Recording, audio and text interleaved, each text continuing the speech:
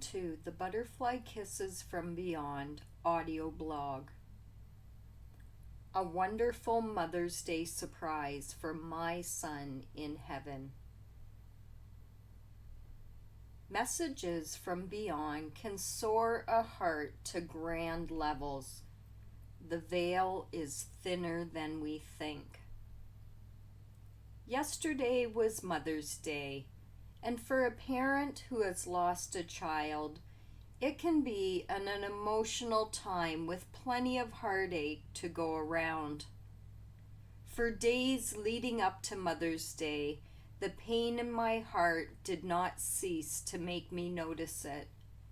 I called out to my son multiple times, telling him I would love a sign and reassurance from him that he wasn't far from my current world. The hours ticked on yesterday as I spent some time with my mom and daughter, as I couldn't bear to be away from them. I searched desperately for some type of recognition that my son had somehow gotten a Mother's Day message to me in some way. I stopped by the cemetery to visit his grave, and a little chipmunk ran along a tree trunk lying in the bush, but otherwise all was silent. On my drive home last night, a red cardinal flew across the road directly in front of my car, which in fact had happened in the past. So I acknowledged it and I continued to drive. I was a little disappointed as I had been seeing plenty of cardinals lately, so if this was my sign, it didn't do much to raise my spirits. At bedtime, I snuggled into my blankets and said goodnight to Logan, as I usually do. Sometime during the night, my world opened up to mesh beyond the veil, and there my son was, just like we were together only yesterday. We were hanging out with other members of my family, and he just acted like everything was fine and he was enjoying his time with us. At one point, I noticed him moving our red truck, and I could see him clearly sitting in the driver's seat. Then I stopped in my tracks as I got the perception of him from an outside party, and all they could see was a truck backing up on the grass with no one driving. I shrugged it off, as all that mattered is that he was visible to me. I recall that we mingled for a while, and I remember telling him I had lots of questions to ask him this time before he had to go. We tried to sit in one room to talk, but the little kids were making so much noise that it was hard to have a conversation.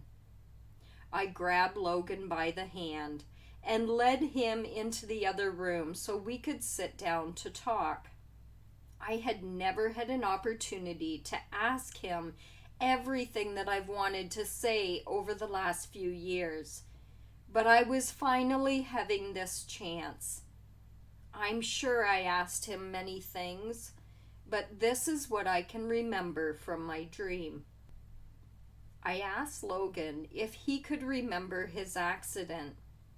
He had died at the scene of a truck crash. He told me he didn't really remember that night. His memory was foggy, and he explained he was here, and then he was there. I added that he didn't have a choice, and he nodded in agreement. I went on to ask him what he's been doing lately. He told me that he was working, and that it was really hard work. He explained that it was at a warehouse, similar to Amazon, but I got the impression he didn't like it very much. He said he was making good money. When I asked him how much, He said it would be comparable to $1 million here. He reiterated that it was really hard, and I asked if he could do something else, and he told me not until January. Then I asked him about his friends. Logan had a couple of friends who died at a young age too. He said he didn't see them much, as they still had issues to work out. I remember asking him something, and he said he still has to look things up to find out answers, like on the computer or YouTube. I thought this was funny, as it really doesn't sound that much different than life here. The last question I remember asking before we were interrupted was whether or not he could read my thoughts. He looked at me like I was naive and intentionally answered no. He went on to clarify that he could hear me when I communicated with him, either vocally or mentally, but he could not be obtrusive and just read my thoughts whenever he wanted. It was humorous as he looked at me like I should have known better than to ask a silly question like that.